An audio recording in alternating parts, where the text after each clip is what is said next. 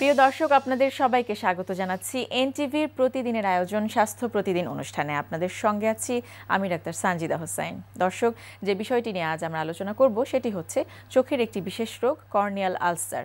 এই বিষয়টি নিয়ে আলোচনার জন্য আমাদের স্টুডিওতে আজ উপস্থিত আছেন একজন বিশেষজ্ঞ চিকিৎসক। চলুন পরিচিত হয়ে নেই আজকের অতিথির সাথে। ডাক্তার শারফুদ্দিন আহমেদ 1956 সালের অক্টোবরে গোপালগঞ্জ জেলায় জন্মগ্রহণ করেন। তিনি 1982 সালে শেরেবাংলা মেডিকেল কলেজ থেকে এমবিবিএস ডিগ্রি অর্জন করেন।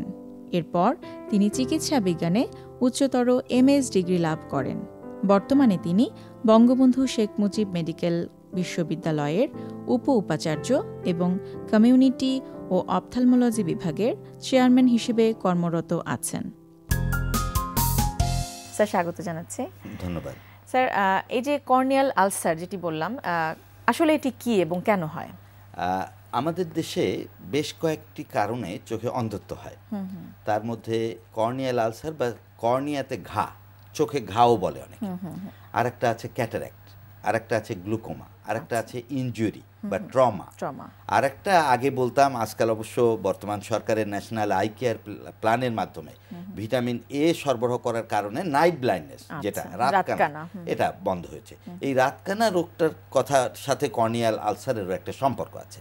সেটা হলো যে অতীতে দেখা যেত যে যারা ভিটামিন এ ডেফিসিয়েন্সি হয়েছে তারা যেমন রাতে কম দেখতো, মনিটাও তাদের আস্তে আস্তে সাদা হয়ে যেত। মনিটা বলতে কি বুঝি? আমাদের চোখের যে অংশটা আমরা বাইরে থেকে দেখছি, আপনি আমারটা আমি আপনারটা দেখছি, এটা কালো যে জায়গাটা, এটা কিন্তু কর্নিয়া। কর্নিয়াটা হলো আমাদের চোখের দেখার সবচেয়ে বড় একটা রিফ্রাক্টিভ মিডিয়া। লেন্স দিয়ে আমরা দেখি, আমরা কর্নিয়া হলো সবচেয়ে বেশি পাওয়ার, এটার 41 ডায়াপ্টার। আচ্ছা। তো এই কর্নিয়াটা যদি ফ্ল্যাট থাকে, কর্নিয়াটা যদি সামনের দিকে কার্ভ থাকে, তাহলেই কিন্তু পাওয়ারের চেঞ্জ হয়। তো কর্নিয়ার আলসারটা কি জিনিস? কর্নিয়াল আলসারটা হলো যে স্বাভাবিকভাবে তো কর্নিয়া ট্রান্সপারেন্ট এবং দেখতে কোনো সমস্যা নেই, ওইটা দিয়ে আমরা দেখি। যেমন আমার নিজের কসমেটিকটাও কিন্তু রক্ষা করে কর্নিয়া। তাতে কর্নিয়াতে কোনো রকম একটা ফরেন বডি ঢুকলে অথবা কর্নিয়াতে কোনো রকম আঘাত লাগলে কর্নিয়াল অ্যাব্রেশন হয়। ফরেন বডি থাকলেও চোখ খোলা যায় না, খসখস করে, কেমন যেন অস্বস্তি লাগে। আবার যদি এইটা কোনো ব্যাকটেরিয়া, ভাইরাস বা ফাঙ্গাস দ্বারা আক্রান্ত হয়, তাহলে কিন্তু চোখ খোলা যায় না, ফটোফোবিয়া, মানে আলোর দিকে তাকানো যায় না। তারপরে চোখটা ছোট হয়ে আসে, চোখের চারিদিকে সার্কামসিলিয়ারি কনজেশন, যেমন কনজাংটিভাইটিস একটা রোগ আছে চোখ উঠা, তাতে যেমন চোখের পাতার নিচে লাল হয়, আর এটা হলো কর্নিয়ার চারিদিকে লাল হয়। আচ্ছা। অনেক সময় এত ব্যথা হয়, মানে এটাকে বলে পেইনফুল কন্ডিশন। আর একটা জিনিস হলো দেখতে পাওয়া যায় না, ডিফেক্টিভ ভিশন হয়, অর্থাৎ দেখতে গেলেই সে বাধাগ্রস্ত হয়। এই যে কর্নিয়ার আলসারের লক্ষণ, এর অনেকগুলো কারণে হতে পারে। যেমন কারণের মধ্যে একটা যে কোনো জিনিস ঢুকলে, এই আঘাত লাগলে, ফরেন বডি ঢুকলে, আঘাত লাগলে, লেদ মেশিনের লোহার টুকরা ঢুকলে, এবং কৃষকরা মাঠে কাজ করার সময় যদি ধানের পাতা, পাটের পাতা এগুলোর বাড়ি লাগে, ধান মাড়াইয়ের সময় যদি কিছু ঢোকে, তাহলে তো কর্নিয়াল আলসার হতে পারে। একটু স্যার মাঝখানে আমি জানতে চাইবো যে যখন আপনি যেটি বলছিলেন, এটি আমাদের কৃষক ভাইদের সুবিধার জন্য আমি তাদের পক্ষ থেকে জানতে চাচ্ছি যে তাৎক্ষণিকভাবে আসলে কি করণীয় যখন এটি হয়? যদি এরকম কিছু হয়, সাথে সাথে তাদের উচিত হলো চোখটাকে পরিষ্কার করবে। কোনো কিছু ঢুকলে বের করার জন্য নিজেরা চেষ্টা না করে নিকটস্থ চক্ষু বিশেষজ্ঞের কাছে যাবে। আর একটা জিনিস করবে হলো চোখটা পরিষ্কার করে ফেলবে, পরিষ্কার পানি দিয়ে বারবার। তারপরে চোখটা ঢেকে সাথে সাথে চক্ষু বিশেষজ্ঞের কাছে যাবে। এই সময়টায় আমরা বাড়ি লাগলে, ধানের পাতা বা পাটের পাতা, এখানে ফাঙ্গাল কর্নিয়াল আলসার হয়। অ্যাব্রেশনটা হলে, সেইটা যদি ইনফেকশন না হয়, তাহলে কিন্তু অনেক লোকের অন্ধত্ব দূর হবে। আর একটা জিনিস করা যায়, সেটা হলো প্রোটেকশন। যেমন লেদ মেশিনে প্রোটেক্টিভ গ্লাস দেয়, আমাদের কৃষকরা কিন্তু কোনো কিছু গ্লাস দেয় না। ইভেন আমরা যদি পাওয়ারও লাগে দেই, ওরা বলে না না স্যার চশমা দেবেন না, মানুষ কি বলবে, আমি কৃষক, চশমা কেন পরবো। কিন্তু তার এই কর্নিয়াল আলসার বা এই চোখের ঘা রোধ করতে হলে, যদি সে যখন মাঠে কাজ করবে, যদি একটা কালো চশমা অথবা জিরো পাওয়ারের যে কোনো চশমা, মানে বাইরে থেকে কোনো কিছু ঢুকবে না, প্রোটেক্টিভ একটা লেয়ার হিসেবে যদি কাজ করে, অনেক রোগের অন্ধত্ব দূর হয়ে যায়। তো এই ব্যাকটেরিয়াল কর্নিয়াল আলসার আছে, ভাইরাল আছে, ফাঙ্গাল আছে। ফাঙ্গালটাই কিন্তু আমি বললাম যে ধানের সাথে কৃষকদের সাথে এটা হয়, এবং ফাঙ্গাল কর্নিয়াল আলসার যদি ঠিকমতো চিকিৎসা করা না হয়, ইভেন যদি যে আমাদের দেশের যারা ফার্মেসি থেকে নেয় এই সমস্ত লোকের কাছ থেকে ওষুধ নিলে কিন্তু ফাঙ্গাল কর্নিয়াল আলসারে চোখ অন্ধ হয়ে যাবে। সেই ক্ষেত্রে চক্ষু বিশেষজ্ঞের অসতর্কতার জন্য অসতর্ক না হয় অ্যান্টিফাঙ্গাল যেন ব্যবহার করে, সেটা বলবে চক্ষু বিশেষজ্ঞ। নিজেরা কোনো ওষুধ কোনো ফার্মেসি থেকে চোখের ওষুধ অন্তত কে যেন ব্যবহার না করে, এই কথাটি আমি বলতে চাই।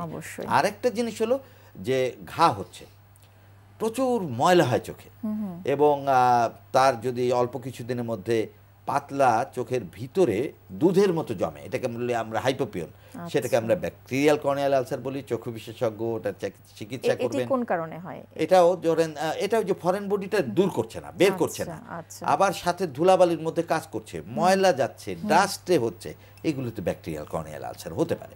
আবার একটা সিজনাল যেটা আমরা বলি ভাইরাল কেরাটাইটিস, এটা চোখ ওঠার সাথে সম্পর্কিত হতে পারে। এছাড়া এমনি ভাইরাসে herpes zoster, herpes simplex, adenovirus, এরকম কিছু ভাইরাসেও চোখে ঘা হতে পারে। দেখতে হঠাৎ করে মনে হবে চোখ উঠেছে এরকম মনে হবে। আবার চোখে তার কেমন খোঁচা খোঁচা লাগে, ফরেন বডি সেন্সেশন। সেই ক্ষেত্রে আমরা বলি যে আপনারা চক্ষু বিশেষজ্ঞ স্লিট ল্যাম্পে এক্সামিন করবেন, করে যে চিকিৎসা দেয় সেটা নিয়ম মতো ব্যবহার করবেন। কর্নিয়াল আলসার হওয়ার পরে যদি চিকিৎসা না করা হয় বেশ কিছু কমপ্লিকেশন হয়। কমপ্লিকেশনে একটার মধ্যে হলো যে চোখ দেখা গেল ওষুধ দিয়েও এই যে আমরা ট্রান্সপারেন্ট কর্নিয়াটা এটা অস্বচ্ছ হতে পারে। সেই অস্বচ্ছ কর্নিয়ার ওষুধ দেওয়ার পরও সেটি থাকতে পারে শুকিয়ে গেছে, কিন্তু চোখটা রক্ষা পেলেও দৃষ্টি পাচ্ছে না। সেক্ষেত্রে আমরা একটা চিকিৎসা করি, সেটাকে আমরা বলি কেরাটোপ্লাস্টি। অর্থাৎ অন্ধ লোক মারা যাওয়ার সময় 6 ঘন্টার মধ্যে যদি আমরা ওই চোখটা রাখি, আমি মনে করি প্রত্যেক পরিবার যদি তার পরিবার থেকে এই চোখটা দেয়, তার সেই যে লোক মারা গেল 2 দিন পরে তো মাটি হয়ে যাবে, মাটিতে কবরে গেলে তো মাটি হয়ে যাবে, ওই কর্নিয়াটা আরেকজনের দৃষ্টি ফিরিয়ে দিতে পারে। এটা জন্য ওই কর্নিয়াটাকে একটি কাজ, এবং তার এই কাজটার জন্য কর্নিয়াল আলসার হলে মহৎ কাজটা করলে ওই চোখ দিয়ে আরেকজন দেখতে পাবে। এরকম আমার দেশে 30,000 কর্নিয়াল আলসারের অন্ধত্ব রোগী আছে। কেরাটোপ্লাস্টি করছেন আপনারা? কেরাটোপ্লাস্টি করে আমরা বহু রোগীকে ভালো করে দিয়েছি। এখনো অনেক ব্যাকলগ আছে। আমরা আশা করি যদি এই কর্নিয়াটি আমরা 6 ঘন্টার মধ্যে মৃত ব্যক্তির কাছ থেকে তুলতে পারি, তার আত্মীয় স্বজন যদি কনসেন্ট দেয়, ওই চোখ দিয়ে আরেকটা লোকের দৃষ্টি দিলে আমি মনে করি এটা সৎকায়ে জারিয়া হবে। অবশ্যই। এছাড়া আরও কিছু কমপ্লিকেশন, এ তো চোখ দিয়ে ভালো করলাম আমরা কর্নিয়াল আলসার ওষুধ দিয়ে, তাছাড়া দেখা যায় যে কোনো কিছুতেই ভালো হচ্ছে না, তখন চোখের কর্নিয়াটা একদম মেল্টেড আউট হয়ে যায়। তখন কি হয়, ভিতরে আছে অ্যাডভান্সড স্টেজে, এরকম হচ্ছে অ্যাডভান্সড স্টেজে, তখন আইরিস প্রোলাপস হয়। আইরিস প্রোলাপসও ঢাকার জন্য আমরা কনজাংটিভাল হুড একটা চিকিৎসা করি, তাতেও যখন ইমপ্রুভ করে না, দেখা যায় যে আলটিমেটলি ডিসিমেটো চিলি, তারপরে কর্নিয়া ব্লাইন্ড হয়ে যায়। এই চোখ শেষ পর্যন্ত এত ব্যথা হয় প্রয়োজনে তুলে ফেলতে হয়। তাহলে কর্নিয়াল আলসার এমন একটা রোগ যেটা অবহেলা করা যাবে না, তাহলে চোখ অন্ধ হয়ে যাবে। চোখটাকে ভবিষ্যতে রক্ষা করার জন্য অন্তত চক্ষু বিশেষজ্ঞের পরামর্শ। আমরা অনেক সময় দেখি যে শিশুদের খেলার সময় শার্প কোনো ইনস্ট্রুমেন্টের এই যে কথাটা, এটা একটা ভালো কথা আপনি বলেছেন, যে বিদেশে আমরা যারা গিয়েছি আমরা দেখেছি যে 2 বছরের বাচ্চার কি খেলনা, 4 বছরের বাচ্চার কি খেলনা, এগুলো কিন্তু লেখা আছে। আমাদের দেশে কিন্তু এটা মানা হয় না। লেখা থাকে কিন্তু মানা হয় না। বাচ্চারা খেলনা, যে কোনো ধরনের খেলনা নেয়, তারা চশমা পরবে, লোভ হয় যে একটা যদি আমি রঙিন চশমা পরতাম, সেইটা দিয়ে খেলতে গেলে সেটা ভেঙে চোখে ঢুকতে পারে। খেলনা চোখে গিয়ে শার্প ইনস্ট্রুমেন্ট হিসেবে ঢুকতে পারে, পেন্সিল দিয়ে যে কোনো সময় চোখে লাগতে পারে, কলমের নিব গিয়ে লাগতে পারে। বাচ্চাদের সামনে এই সব জিনিস আসলে না রাখাই উচিত। ইভেন বাচ্চারা দেখবেন মুখে যেমন হাত দেয়, চোখেও হাত দেয়, সেই জিনিসগুলো করলে যে কোনো আঘাতের কারণেই কিন্তু কর্নিয়াল আলসার হতে পারে। আমরা এই কর্নিয়াল আলসার দূর করার জন্য আমি বলবো যে পরিবারের যারা গার্জিয়ান তারা তাদের বাচ্চাদের যেমন সতর্ক রাখবে, নিজেরা সতর্ক হবে, এবং ডাস্ট বা ধুলাবালু এবং ময়লা পানি ব্যবহার থেকেও তারা দূরে থাকলে আপনি দেখবেন যে অনেক, মানে যে পানিটা দিয়ে চোখ পরিষ্কার করছে ওটিকে পরিষ্কার হতে হবে, ওটাও পরিষ্কার থাকতে হবে। এটাও যদি ময়লা পানি হয়, পুকুরে দেখা যায়, আমি একটা স্টাডি আমার ছিল, সেটা হলো যে হাঁস যে পুকুরে চরে, হাঁসের যে ডিফিকেটেড বা স্টুল যেটা, সেটাও কিন্তু চোখে ব্যবহার করলে চোখে কর্নিয়াতে ঘা হতে পারে। এই জিনিসগুলো একটা আমাদের মনে পুকুরে রাখা আসলে উচিত। হাঁসের বর্জ্য বা অনেক কিছুই কিন্তু থাকতে পারে এবং থাকতে সেটি যে চোখ ধুচ্ছে বা পরিষ্কার করছে সে তাকে খেয়াল সেটা রাখতে খেয়াল রাখতে হবে। হবে। ইভেন যদি বুড়িগঙ্গার পানি দিয়ে মুখ ধোয়া কতখানি উপকার হবে আপনি বলেন। যে অবশ্যই বর্জ্য, সেটি যে উপকারের চেয়ে সমস্ত ক্ষতি আরো ট্যানারির বেশি হবে। বর্জ্য যায়, এতে করে এই পানিগুলো আসলে মানে পুরোটাই দূষিত হয়। নির্ভর করছে নিজের সচেতনতা এবং নিজের সতর্কতার সচেতনতা, উপরে, এবং তাহলে এই জাতীয় সমস্যা থেকে, কর্নিয়াল আলসারের মতো একটি জটিল সমস্যা থেকে আমরা রাখা মুক্ত হতে যাবে। পারি। শুধু কর্নিয়াটা কি জিনিস বলে দিয়ে, ঘড়ির কাচের মতো, এই কাজটা যদি অস্বচ্ছ হয় ভিতরে কিছু দেখা যায় না। সুতরাং কর্নিয়ার ট্রান্সপারেন্সি নিতে রক্ষা, হবে। কর্নিয়াল আলসার থেকে নিজেকে মুক্ত রাখা খুবই প্রয়োজনীয়, এবং আমি মনে করি এ ব্যাপারে সবাই আমরা সতর্ক এবং হব। কর্নিয়ার যত্ন মানেই চোখের যত্ন। চোখের যত্ন। স্যার অনেক অনেক ধন্যবাদ আপনাকে। আপনাকেও ধন্যবাদ, এনটিভির সকল দর্শককে ধন্যবাদ। প্রিয় দর্শক, আমরা শুনছিলাম চোখের একটি বিশেষ সমস্যা, একটি জটিল সমস্যা কর্নিয়াল আলসার। এই বিষয়টি নিয়ে বেশ কিছু গুরুত্বপূর্ণ তথ্য আমাদের আজকের অতিথি বেশ কিছু গুরুত্বপূর্ণ পরামর্শ কিন্তু আমাদের দিলেন। আশা করছি সেগুলো আপনাদের উপকারে আসবে। এখন আপনাদের জন্য রয়েছে আমাদের নিয়মিত আয়োজন সুস্থ দেহ সুস্থ মন। আজকে আমরা লোয়ার ব্যাকের যে এক্সারসাইজটা করবো এটাকে আমরা বলি সেকেন্ড মুভমেন্ট। ফার্স্ট মুভমেন্টটার পরে সেকেন্ড মুভমেন্টটা করবেন, মানে সিকোয়েন্স অনুযায়ী করবেন।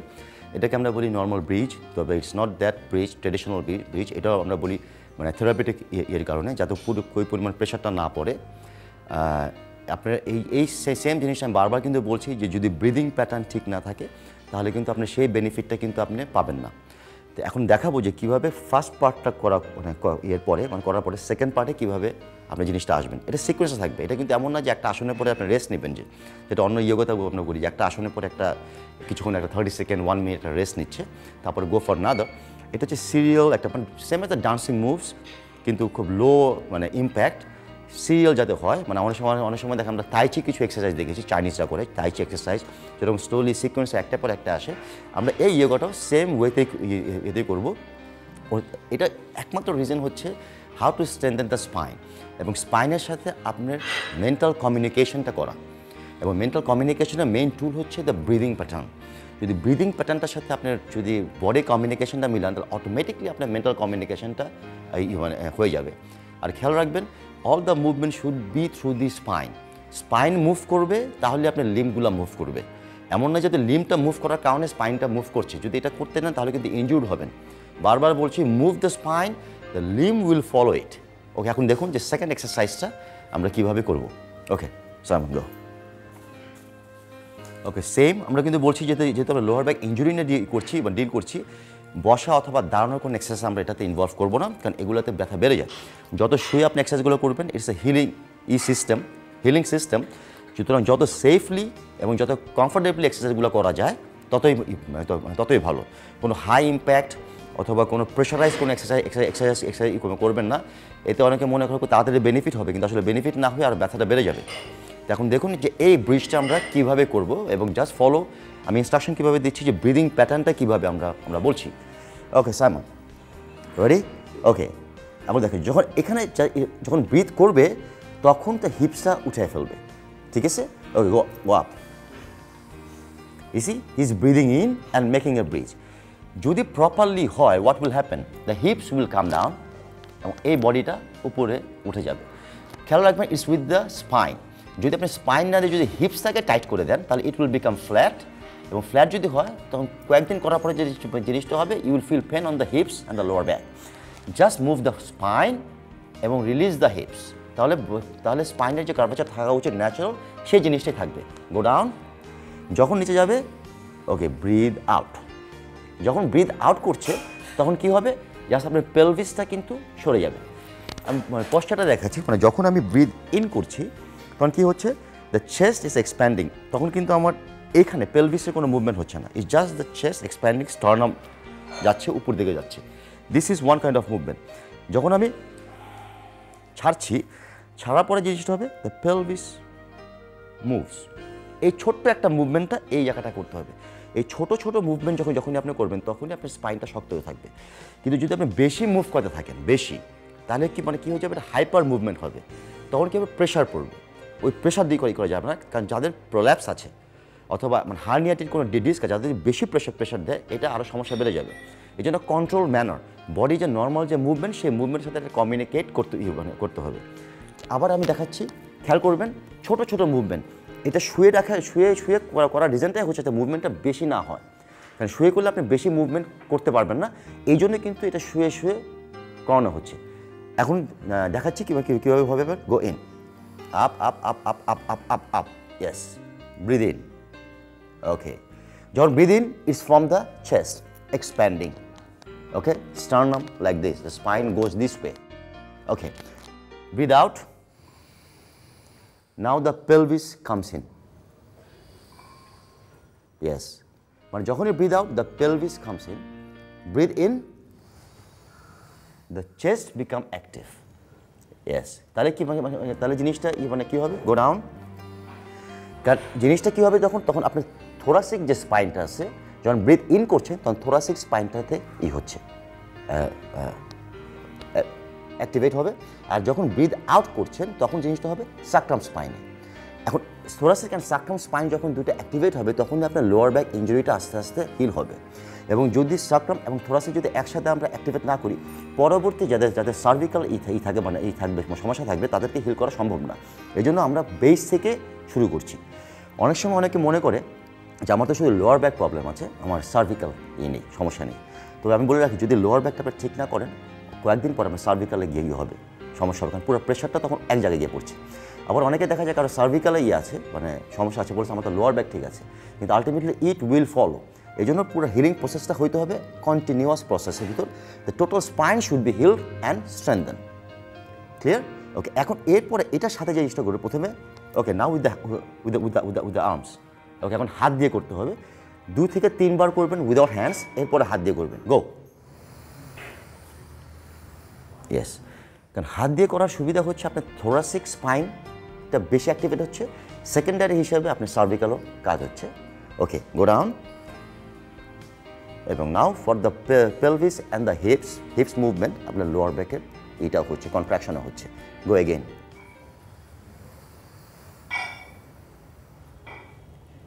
Yes. Yes. Up. ওকে, তাহলে কী হবো, মানে যেহেতু হাত ছাড়া করবো 2 থেকে 3 বার এবং হাত সহ করবো 2 থেকে 3 বার, এটাকে আমরা বলি হচ্ছে মডিফাইড ব্রিজ। যদি এই জিনিসটা করেন, মানে ফার্স্ট পার্টের পরে এই জিনিসটা করবেন, দেখবেন যে এক্সারসাইজ করার জন্য your spine will become ready. এর পরবর্তী এক্সারসাইজগুলো একটু ডিফিকাল্ট হবে, তো ওগুলো আমরা কীভাবে সেফলি করতে হয় এটা আমরা পরবর্তী প্রোগ্রামে আমরা দেখাবো। দর্শক, মূলা আমাদের সবার অত্যন্ত পছন্দের একটি সবজি। কি কি পুষ্টিগুণ রয়েছে এই মূলাতে, চলুন জেনে নেওয়া যাক একজন পুষ্টিবিদের কাছ থেকেই। শীতকালীন সবজির মধ্যে মূলা খুব পরিচিত একটি নাম। মূলা সারা বছর পাওয়া যায় না, শুধু একটা সময়তেই আমরা পেয়ে থাকি, যার কারণে এর পুষ্টি গুণাগুণ আমাদের খুব বেশি জেনে নেওয়া দরকার। খেয়াল রাখতে হবে, মূলাতে কিন্তু প্রচুর পরিমাণে পটাশিয়াম থাকে। এই পটাশিয়াম আমাদের শরীরের জন্য খুবই গুরুত্বপূর্ণ, বিশেষ করে আমাদের ব্লাড ভেসেল যেগুলো থাকে এগুলোকে শক্ত রাখতে এবং সুস্থ রাখতে সাহায্য করে, যা আমাদের আর্টারির সুস্থতা রক্ষার পাশাপাশি হার্টকে সুস্থ রাখতে সাহায্য করে। খেয়াল রাখতে হবে, সবাই ভাবেন যে আমরা বলি সবসময় পুষ্টিবিদরা যে রঙিন ধরনের শাকসবজি খাবেন, কিন্তু মূলা যদিও সাদা রঙের সবজি, এতেও কিন্তু প্রচুর পরিমাণে পুষ্টি রয়েছে। ভিটামিন এ আমাদের চোখের সৌন্দর্যের পাশাপাশি আমাদের স্কিনকে ভালো রাখতে সাহায্য করে, চুলের সৌন্দর্য রক্ষা করে এবং আমাদের ইন্টারনাল যে ডিটক্স আছে সেটা ভালো রাখতে সাহায্য করে। পাশাপাশি এটি একটি অ্যান্টিঅক্সিডেন্ট, এতে আছে প্রচুর পরিমাণে ভিটামিন সি। ভিটামিন সিও কিন্তু অ্যান্টিঅক্সিডেন্ট, যা আমাদের রোগ প্রতিরোধের পাশাপাশি আমাদের দেহকে সুস্থ রাখতে সাহায্য করে। আমাদের দেহে যখন ডিটক্স হয়ে যায়, যত টক্সিন বেড়ে যায়, তখন আমাদের ক্যান্সার হওয়ার চান্স থাকে। এই ক্যান্সার থেকে প্রতিরোধ করবে এ ধরনের খাবার। পাশাপাশি আরও খেয়াল রাখতে হবে, এতে খুব কম ক্যালোরি আছে। যারা ডায়েট কন্ট্রোল করতে চান, নিজের ওয়েট রিডিউস করতে চান, তারা কিন্তু এই ধরনের সবজিকে আপনার ডায়েটে অনায়াসেই রাখতে পারেন। তবে আরেকটা জিনিস খেয়াল রাখতে হবে, এ ধরনের সবজি কিন্তু খুব বেশি খাওয়া উচিত নয়, কারণ এতে কিন্তু গ্যাসের যাদের প্রবলেম আছে, অনেক বেশি অ্যাসিডিটি প্রবলেম হতে পারে। পাশাপাশি এতে ফাইবারও আছে অনেক প্রচুর পরিমাণে। ফাইবার আমাদের পেটকে ভরে রাখার পাশাপাশি আমাদের ওয়েটটাকেও রিডিউস রাখে এবং এর যে খাদ্যাভ্যাস আছে সেটা থেকে কিন্তু আমাদের কোলন পরিষ্কার থাকে। বিভিন্ন ধরনের ক্যান্সার থেকে আমরা খুব সহজেই মুক্তি পেতে পারি যদি মূলা আমাদের খাবারের লিস্টে রাখি। প্রিয় দর্শক, স্বাস্থ্য প্রতিদিনের আজকের হেলথ টিপস। ঠোঁট ফাটা প্রতিরোধ করতে ময়েশ্চারাইজার সমৃদ্ধ লিপ জেল ব্যবহার করুন।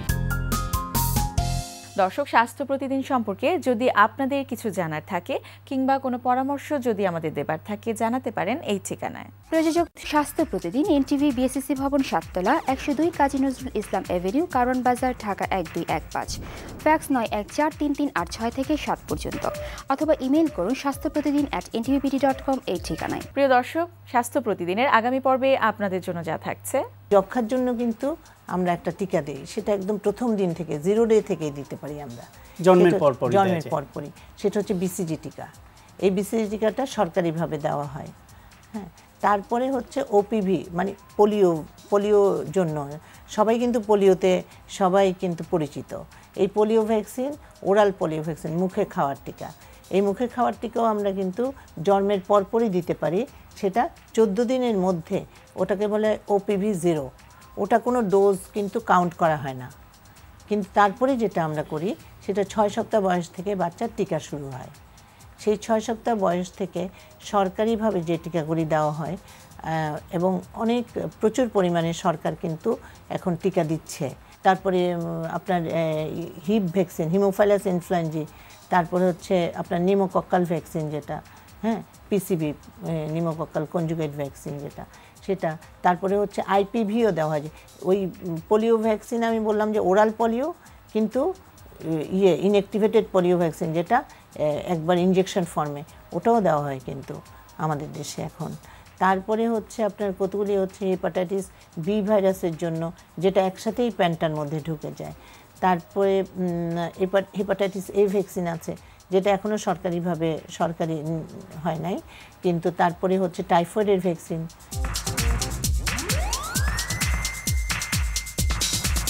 দর্শক, বিশ্বের যে কোনো প্রান্ত থেকে যে কোনো সময় আপনাদের পছন্দের অনুষ্ঠান স্বাস্থ্য প্রতিদিন দেখতে চাইলে ভিজিট করুন আমাদের পূর্ণাঙ্গ ওয়েব পোর্টাল www.ntvbd.com। আজ এ পর্যন্তই। সবার সুস্থতা কামনা করে বিদায় নিচ্ছি। আগামীকাল আবারও দেখা হবে ঠিক একই সময় এনটিভি পর্দায়।